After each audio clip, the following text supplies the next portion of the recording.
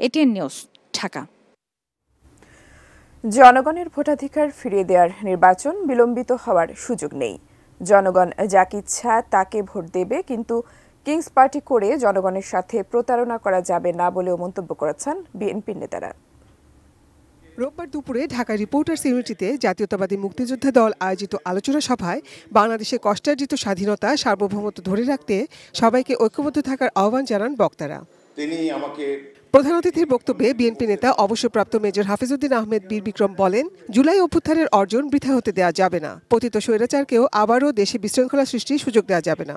শেখ হাসিনা না থাকলে আর সংস্কার করবে কি? শেখ হাসিনার সাথে সাথে অপসংস্কার বিদায় নিয়েছে।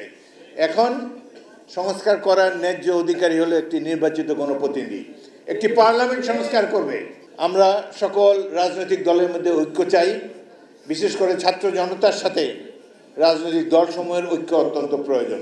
তবে এটা অবশ্যই বলবো, কিংস পার্টি গঠন করবেন না।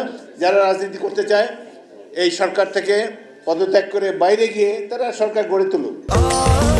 স্বাস্থ্যকর অল টাইম ফ্যামিলি কেক, সব সময় অল টাইম হেলদি লাইফ। জাতীয় প্রেস ক্লাবে এক আলোচনা সভায় প্রধান অতিথির বক্তব্যে বিএনপির স্থায়ী কমিটির সদস্য আমির খসরু মাহমুদ চৌধুরী বলেন, দেশের মানুষ সিদ্ধান্ত নেবে দেশ কিভাবে গড়বে। অন্তর্বর্তী সরকারের কাজ হবে তাদের নিরপেক্ষতা নিয়ে যেন কোনো প্রশ্ন না ওঠে। প্রতিনিধিত্বশীল সরকারের মাধ্যমে, সংসদের মাধ্যমে সেটা জনগণ ফিরে পাবে, সেটাই ছিল প্রত্যাশা, এবং সেই প্রত্যাশা কিন্তু এখনো জনগণের আছে। সুতরাং সেটা বিলম্বিত হওয়ার কোনো সুযোগ নাই। নির্বাচন ব্যতীত আর কোনো পথ নাই। অন্য কোনো পথ খুঁজতে গেলে সন্দেহের উদ্রেক হবে। জনগণ তাদের মালিকানা ফিরে না পেলে গণতন্ত্র আবারও মুখ থুবড়ে পড়বে বলে এমন আশঙ্কার কথা জানান বিএনপির নেতা।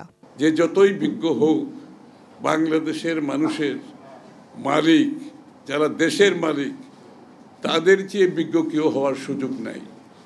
গণতন্ত্রে সেইটার কোনো সুযোগ নাই।